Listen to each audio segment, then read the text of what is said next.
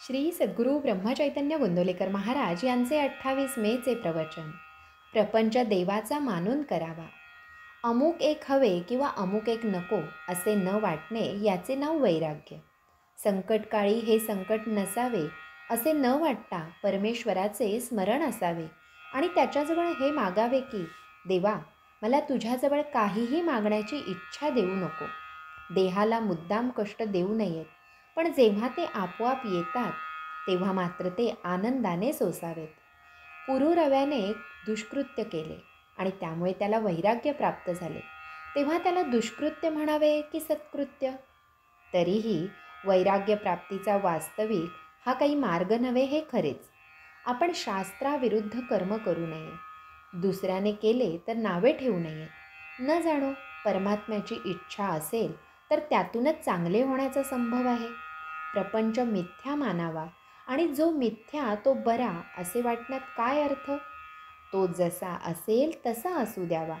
नाटकात नट जसे काम करतो त्याप्रमाणे प्रपंचात आपण आपले काम करावे.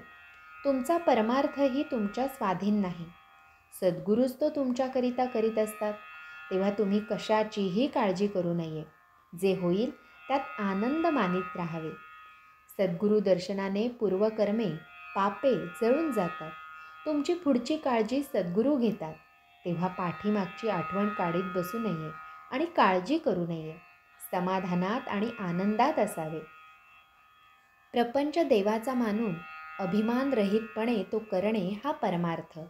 परमेश्वराचे स्मरण ठेवून तोच करता आहे असे मानणे आणि सर्व काही त्याच्याकरिता करणे म्हणजे देवाला अर्पण केल्यासारखेच आहे. फक्त कर्माच्या शेवटीच कृष्णार्पण म्हणणे म्हणजे इतर वेळी त्याला विसरला असे नाही का होत? देवापाशी मला तू आपला म्हण, हे मन तुझ्या चरणी अर्पण केले, मला तुझ्याजवळ काहीही मागण्याची इच्छा न हो असे मागावे. नाहीतर जो राज्य द्यायला समर्थ आहे त्याच्याजवळ केरसुणी मागितल्याप्रमाणे होईल. भगवंताची मनापासून प्रार्थना करावी. आपल्याला तो बरोबर मार्ग दाखवितो. आपण अंधारामध्ये वाट चालत असताना एक क्षणभरच वीज चमकते, परंतु त्यामुळे पुढचा सगळा रस्ता आपल्याला दिसतो. त्याचप्रमाणे मनापासून भगवंताचे स्मरण केले तर पुढच्या मार्गाचे आपल्याला आपोआप ज्ञान होते. तू जे देशील ते मला आवडेल असे आपण भगवंताला सांगावे आणि भगवंताचे अखंड स्मरण ठेवावे. यापेक्षा भगवंताच्या जवळ जायला दुसरा मार्ग कोणता असणार? श्रीराम समर्थ.